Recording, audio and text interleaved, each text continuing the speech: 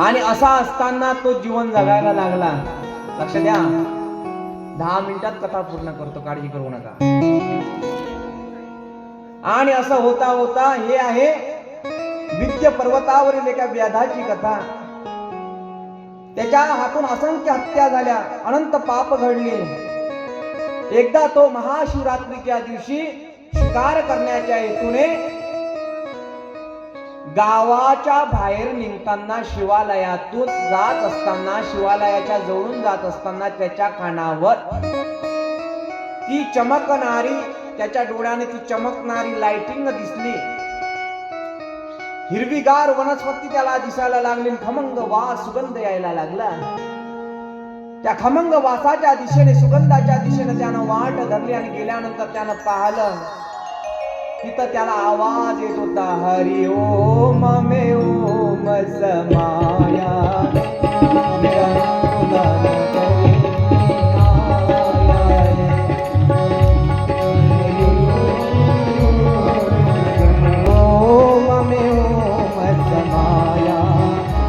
मेरा भोला निकट आया है, नगर में आया है,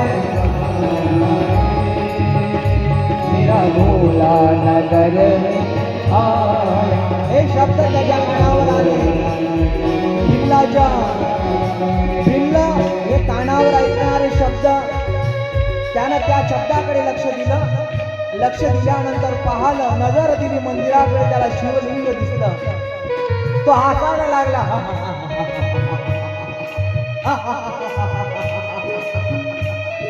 हसताना तो व्यभिचाराच्या भावानं हसायला लागला. काय दगडांची पूजा करतात लोक, अंगावर दूध काय टाकतात, पाणी काय टाकतात, सहज काय टाकतात, खीर काय टाकतात, गहू काय टाकतात, उडदाची दाणे काय टाकतात, मसुराची डाळ काय टाकतात, बांगड्या काय ठेवतात. किती वेडे लोक आहे. दया दुधाची आंघोळ देतात. किती मूर्ख आहे लोक. थट्टा करायला लागला. भिल्ल तो शिकारी. तो म्हणाला, त्याच्या कानावर परत परत आवाज येत होता, हरि ओम मे ओम समाया, हरि ओम मे ओम समाया, मेरा भोला नगर में आया है.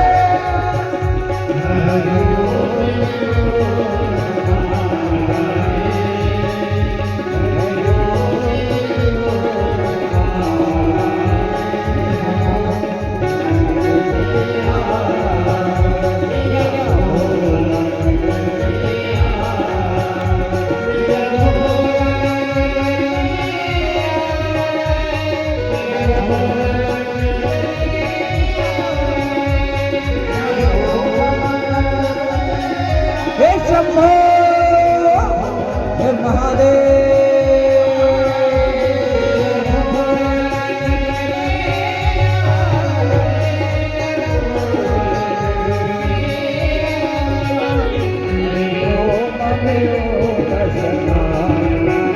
हरि ओम मे ओम समाया, मेरा भोला नगर में हरि ओम मे ओम,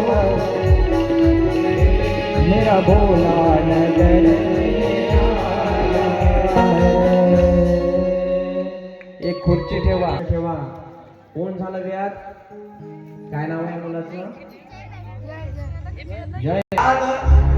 त्या मंदिरातून घंटा करत करत करत करत निघाला. कुठे? शिकारी करण्याकरिता. शिकारीसाठी निघालेला आहे. या दिवशी शिवरात्री होती. त्याच्या कानावर शब्द आले होते, हरि ओम मे ओम समाया है, मेरा भोला नगर में आया है.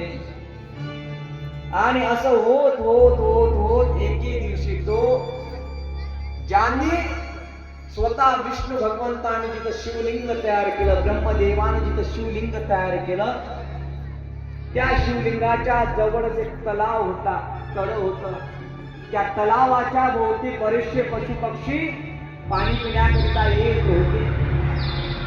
असं होत असताना त्या नेमकं त्याच शिवलिंगाच्या वर एक झाड होतं शेजारी. त्या झाडावर तो व्याध जाऊन बसला आणि शिकारीची वाट करतोय. आता मला शिकार मिळणार आहे, शिकार मिळणार आहे. पण त्याच्या कानावर झालेले संस्कार, त्याच्या कानामध्ये फक्त हरी ओम मे ओम समाया हे कानावर चालू होतं, म्हणून तो शिव शिव हरी हरी हरी हरी हरी हरी हरी करत होता.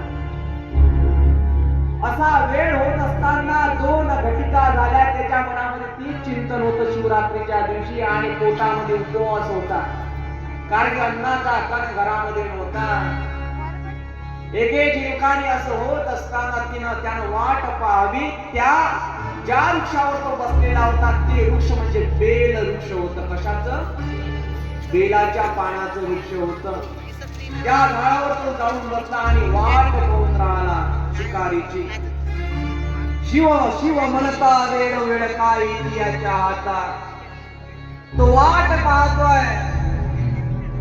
प्रातकाळी घेता शिव दर्शन. सकाळी त्याच्या हातून शिवाचं दर्शन घडलं होतं, आणि शिवाचं दर्शन घेऊन तो निघालेला होता. सायंकाळी शिव पाहता सप्रेम. सायंकाळी त्याच्यातच गेला होता शिवाच्या प्रतिमेमध्ये, आणि त्यानं थट्टा केली होती की काय लोक ते दूध टाकतात, काय ते लोक दही टाकतात, काय पंचामृत टाकतात, मोठा मोठानं म्हणतायत. गंगे जमुनेचे गोदावरी सरस्वती नर्मदे सिंधू कावेरी जलस्मी संगीत वहा का म्हणतात लोक. शुद्ध स्नान समर्पण, मधुस्नान समर्पण, शुद्ध स्नान समर्पण का करतात लोक असं. एका पाषाणाला देवांना थट्टा करायला लागला आणि हसायला लागला. हसता हसता तो वृक्षावर जाऊन बसला. त्या विचारामध्ये असताना त्याच वृक्षाच्या खाली एक शिवलिंग होतं, ब्रह्मदेवाने आणि विष्णूने स्थापित केलेलं. एक एक बेलाचं पान तो तोडायला लागला. त्याला माहित होतं हे बेलाचं वृक्ष आहे म्हणून, अजाणत आहे. आणि एक एक पान तो त्या रात्रीला शिवरात्रीला त्या शिवलिंगावर टाकत गेला. त्याला माहिती नव्हतं की शिवलिंग तिथे आहे म्हणून. शिवरात्री आधीच पुण्य दिवस आहे या त्याला माहित होता आज क्रिया म्हणून.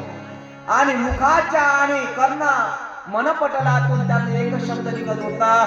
कोणता? हरि ओम में ओम समाया है मेरा भोला नगर.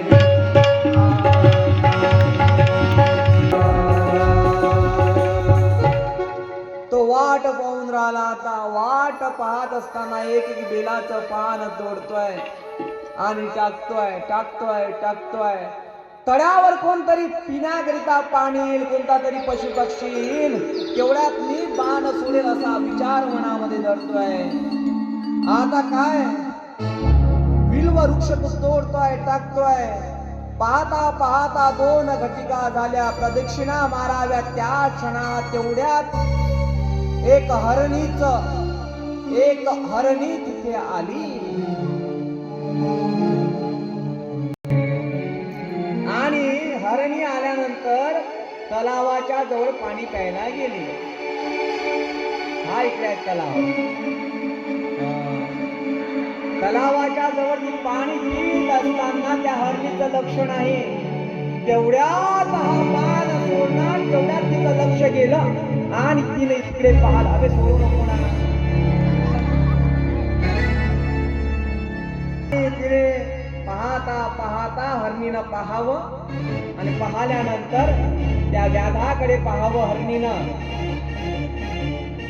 आणि त्याला काल रूपा स्वरूपामध्ये तिनं पाहावं. अरे हा माझा काळ आहे, हा माझा प्राण आता घेणार आहे. या इच्छे पाहिजे करायला लागली. महाराज, माझा प्राण तुम्ही घेऊ नका. काय मिळेल तुम्हाला माझा प्राण घेऊन, याचं चिंतन मी उद्या कथामध्ये घेईल, उद्याच्या सत्रामध्ये घेईल. काय मिळेल तुम्हाला? काय काय संवाद होता त्या हरणीचा? काय मिळेल महाराज मला? अगं माझे पुत्र आणि मी स्वतःही उपाशी आहे, मी तुला खाईन. ती विविध प्रकारचा उपदेश करते हरी. आधील जन्मात मी मेनका होती असं ते प्रत्युत्तर देते. सव्य कर्म माझे व्यवस्थित झाले नाही, त्यामुळे मी दोषी ठरली. आणि ते म्हणायला लागले, म्हणे महापुरुषा अन्यायाविन का मजवरी लाविला बाण, मी तव हरीन आहे गर्भिन वध तुवा न करावा. महाराज, तुम्ही माझा वध करू नका, मी प्रसूती देणार आहे. त्यामुळे मला सोडू न द्या. हरणीचा आणि या हरणीचे काहीतरी उपदेश आहे ते उद्याच्या सत्रामध्ये सांगण्याचा प्रयत्न करेल वेळ भेटला तर. आणि नंतर व्याधाला तिच्या बोलण्यावरून कौतुक वाटायला लागलं. ते म्हणायला लागले, देवा, व्याध म्हणायला लागला, तू हरिणी असून कशी काय बोलतेस? काय चमत्कार आहे? तुम्ही मला मारलं तर तुम्ही दोषारोपण व्हा, तुमच्यावर दोष लागतील. शत स्त्रियाहून अधिक एक पातक गुरु हत्येच. 100 स्त्रिया मारल्या म्हणजे एक गुरु हत्येचं पाप गुरु मारल्याच्या जोगे आहे. त्याहून शतगुणी एक गर्भिणी वदिता. जर तुम्ही माझा वध केला तर 100 गुरु मारण्याचं पाप तुम्हाला लाभेल. म्हणून मला तुम्ही मारू नका. तेव्हा व्याध म्हणायला लागला, हे देवी, तुम्ही कोण आहात? तुम्ही बोलता हरिण असून. तेव्हा हरिण माता बोलायला लागली, पूर्वी तू होतीस कोण? तुझं एवढे ज्ञान कुठून? तू विशाळ नेत्री रूप लावण्य सर्व वर्तमान मज सांग. पूर्ण इतिहास तू मला सांग. त्या माझी मी रंभा चतुर. मी मागच्या जन्मामध्ये रंभा होती. देव ऋषी मुनींना भुलत होती, देवांना भुलत होती. अशा अवस्थेमध्ये मला हिरण्यासोबत संसर्ग झाला, संग झाला.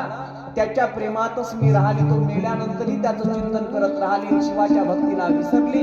नंतर माझ्या मनामध्ये आलं की बाबा मी शिवाची भक्ती करावी, म्हणून मी शिवलोकात गेली. शिव भगवंत क्रोधी झाले, मला श्राप दिला. ज्याप्रमाणे तू भोगासाठी त्या हिरण्यास सवेत राहिली, त्याचप्रमाणे मी तुला श्राप देतो की पुढच्या जन्मी तू मृग होऊन जन्माला येशील, त्याचाच तू संग करशील. श्राप दिला, पण उपशाप मी देवाला मागितला. रंभा महाराणी म्हणते, मी इंद्राच्या दरबाराची नर्तकी होती. मी रंभा आहे, मी सौंदर्याची खाण आहे. तेव्हा त्यांनी मला उमापती महादेवाने सांगितलं होतं की शिवरात्रीच्या दिवशी एक पार देईल, व्याध येईल, भिल्ल येईल, तो तुझा उद्धार करेल. महाराज, मी तुम्हाला वचन देते, मी पुन्हा इथे येईल. कारण की मला म्हटलं होतं माझ्या उमापती महादेवानं, सतत तू 12 वर्षे असं कर. इथे शिवलिंग आहे, त्याचं तू पूजन करत जा. म्हणून मी तोंडामध्ये पाणी घेते आणि त्या शिवलिंगावर टाकते. बाजूचं बेलाचं पान तोडते आणि इथे टाकते, समर्पित करते. म्हणून महाराज, मी या वचनापायी इथे गर्भणी असून सुद्धा, गर्भणी असून माझी प्रसूतीची वेळ आली तरी मी इथे उपस्थित झाली. म्हणून महाराज, दया उपशाप बदला ते फेनवला. 12 भरता तात्काळ पावाल माझिया पदास. असं मला शब्द दिला. नाना परी असत्य बोलून करावे शरीराचे संरक्षण. हे प्राणी मात्राचे आहे ज्ञान, तरी तू शपथ वदे आता. हे हरणी, मी कसा विश्वास तुझ्यावर ठेवू? तू पुन्हा येशील म्हणून? काय तुझ्याकडे काय अशी जबाबदारी आहे? तू मला वचन दे, मला तू शपथ दे. मी तुझा प्राण आता घेणार नाही, पण तू मला शपथ देशील तर. तेव्हा ती म्हणते, ब्राह्मण पुढी उपजोनी, जो न करी वेदशास्त्र ध्येनी. सत्य शोध वर्जिता सध्या हिने माझी शिरपातक. ब्राह्मणाच्या जन्मामध्ये तो आला आहे, पण देवपूजा करत नाही. जेवढं पाप त्याला न करण्यामुळे मिळतं ते पाप माझ्या मस्तकात लागेल, माथी लागेल. एक वेद विक्रय करती पूर्ण कृतज्ञ परपटी नावडे सर्जन वर्जनी सध्या असेना माझी श्रीपातक. असंख्य पाप मला लागतील. देवालया माझी हरिकथा पुरा श्रवणी जय. बैसती विडा घेऊन तो कोडी होती पापिया. जे कथा कीर्तनामध्ये पैसे घेतात त्यांना पुढच्या जन्मामध्ये किडा व्हावं लागतं. काय व्हावं लागते? किडा. जे तोंडानं मागतात ते पापक माझ्या मस्तकामध्ये लागेल. एक वेद विक्रय करती पूर्ण कृतज्ञ पडिता नावडे भजन. एक दानासी करते विघ्न, ते पातक मजसी लागे. देवालया माझी जावणे हरिकथा पुराण श्रवणे. न बैसता विडा घेऊणे. हरिकथा जे ऐकत नाही, जेवढं पाप त्यांना लागते ते पाप मला लागेल.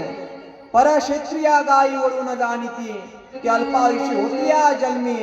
जो राजा प्रजा पीडिती, तो जन्मी या सर्प होई दारुणा. जो राजा प्रजाची सेवा करत नाही तो सर्प योनीमध्ये जातो.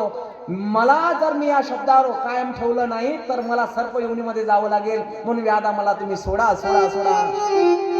स्त्रिया व्रतनेम करते ऐका बायांनो, लक्ष्मी पूजन करू दे, ते महालक्ष्मीचे गुरुवार करू दे, हे उपवास करू दे, आणि पप्प्याच्या बाबाले साबुदाणा फुटाने आणता आणता थंडगार करू दे.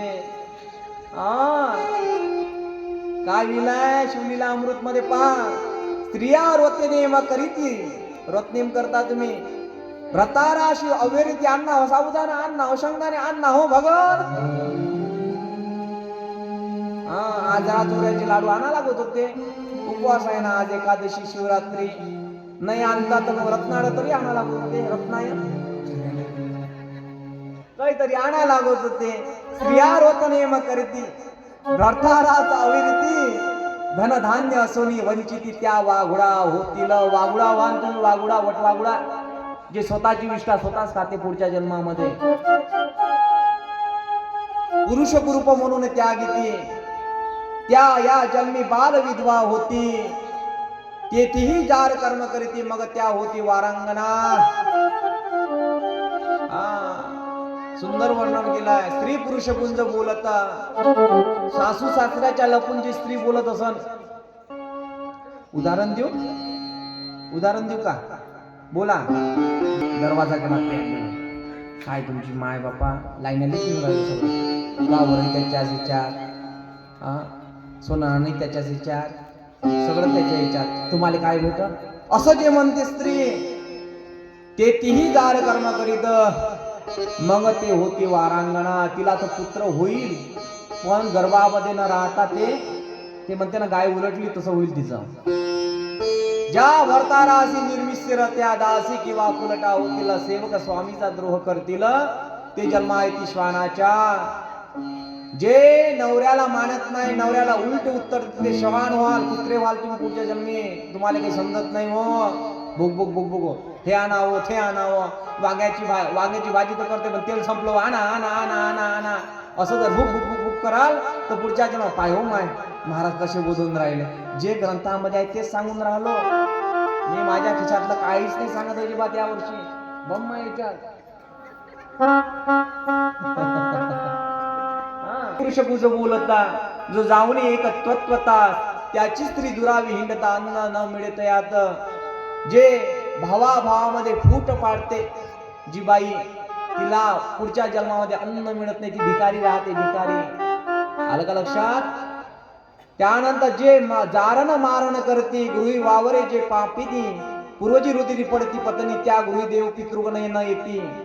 जे देवाच्या दीपाचे तेल नेती, संस्थानामध्ये मोठे मोठे कार्य करतात, सभा मंडप करतात, टाकतात, आणि मंदिराचं तेल चोरून नेतात, काही मंदिराचेच पैसे खातात. त्यांच्यासाठी सावधान.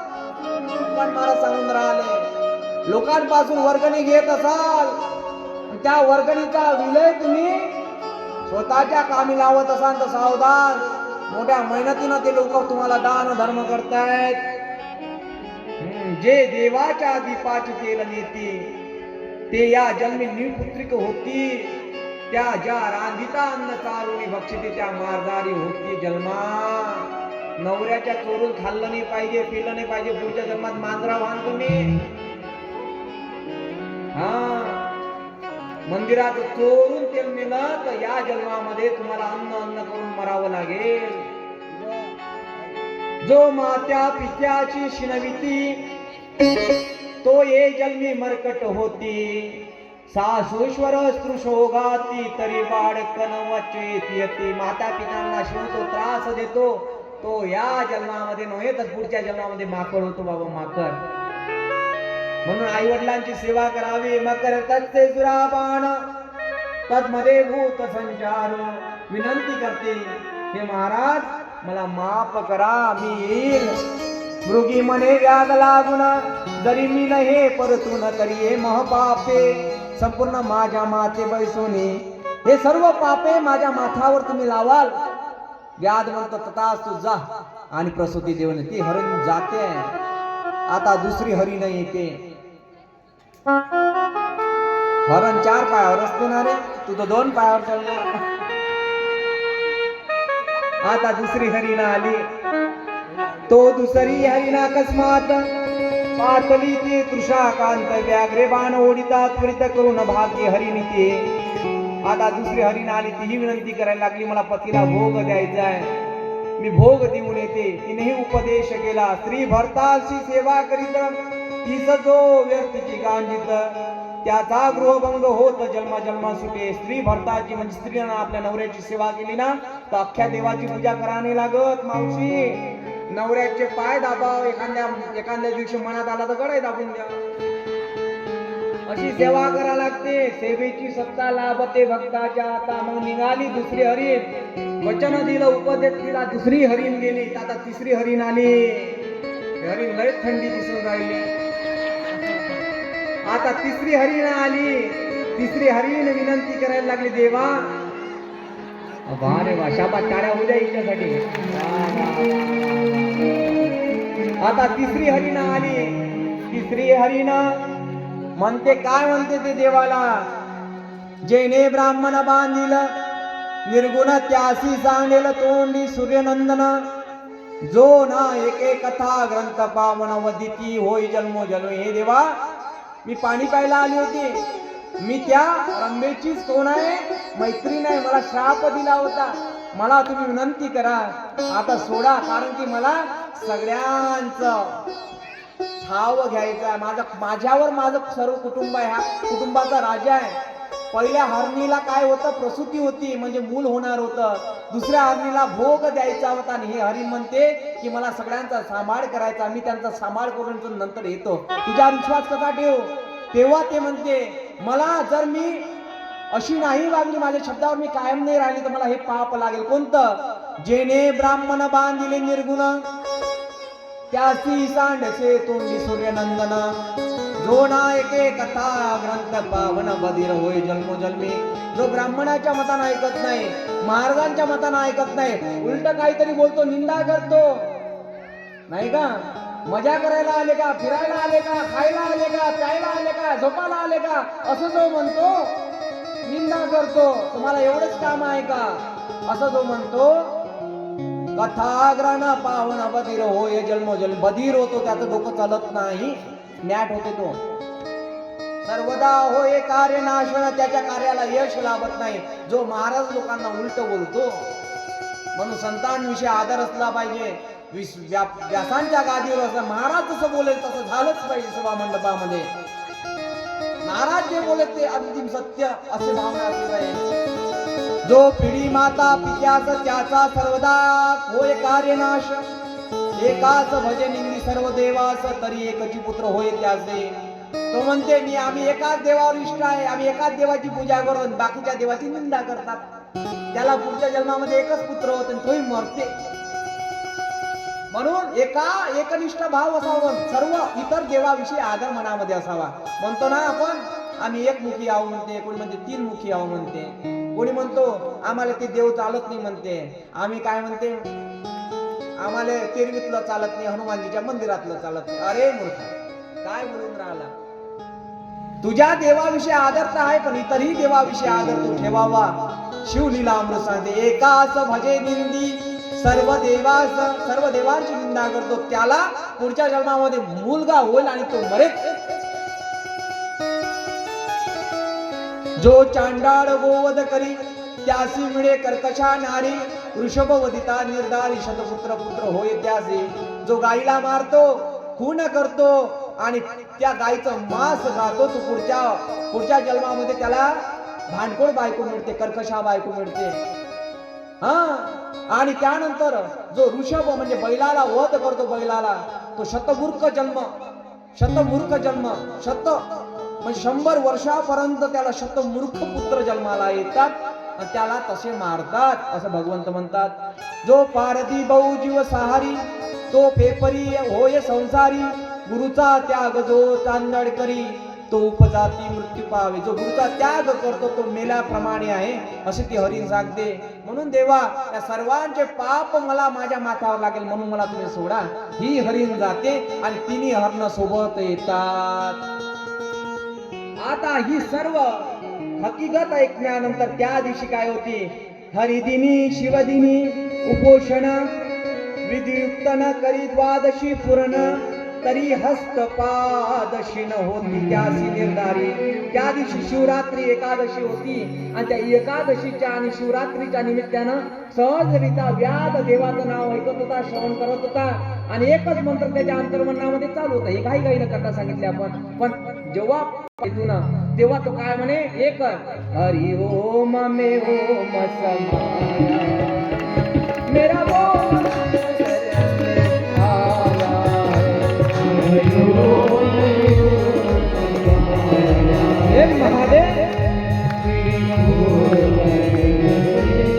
आता तिन्ही हरिणी सोबत आल्या. तिन्ही हरिणी येत आहेत, त्यांच्यासोबत सगळं पाडायचं आहे. आता तिन्ही हरिण आलेले आहेत. टाळ्या वाजवा एकदा जोरदार आनंदामध्ये, जय हो. आणि व्याधाच्या समोर उभं राहतात. व्याधाच्या समोर उभं झाल्यानंतर म्हणायला लागला, व्याध महाराज आम्ही आलो आहे, घे आमचा प्राण, घे आमचा प्राण. मातृद्रोही त्याची व्याधी भले, पितृद्रोही पिछाच विचारे, गुरुद्रोही तत्कार मरे, भूत प्रेत गणी विचारितो. आम्हाला माहिती होतं व्याधा तू आमचा वाट पाहतोय, कारण की तू उपाशी होता. व्याध किरवाण्या भावनेनं, आतुरतेच्या भावनेने त्यांच्याकडे लक्ष देतोय. त्या रंभेचे शब्द तो ऐकवत आहे. तो मोठे मोठे शब्द त्या हरणी बोलायला लागतात व्याधाला. व्याधानं खाली उतरावं झाडावरून आणि त्या तिने हरणीच्या समोर हात जोडावे, धनुष्यबाण खाली ठेवावा, गुडघ्यावर बसावं आणि हात जोडायला लागला. हे हरणी माता, तुमच्या उपदेशाने मी पावन झालो, पतित झालो. मातृद्रोही त्याची व्याधी भले, मी मातृचा द्रोह केला, पितृद्रोह केला, गुरुद्रोह केला, भूतग्रह द्रोह केला. या सगळ्या द्रोहामधून मला जर परत करायचं असेल तर मी काय करायला पाहिजे, एवढा उपदेश तुम्ही मला करावा अशी विनंती करतो. आणि सगळ्यांच्या मुखातून एक शब्द निघायला लागला त्या शिवरात्रीला. ते म्हणायला लागले, हरणी तू आता फक्त ओम नमस्कार, ओम नमः शिवाय हा पंचाक्षरी मंत्र जप, म्हणजे जेणेकरून तुझा उद्धार होईल आणि शिवगण तुला घेण्याकरिता येईल. ही सहज भक्ती शिवरात्रीला तुझ्या मुखातून घडली. यामुळे हरि ओम.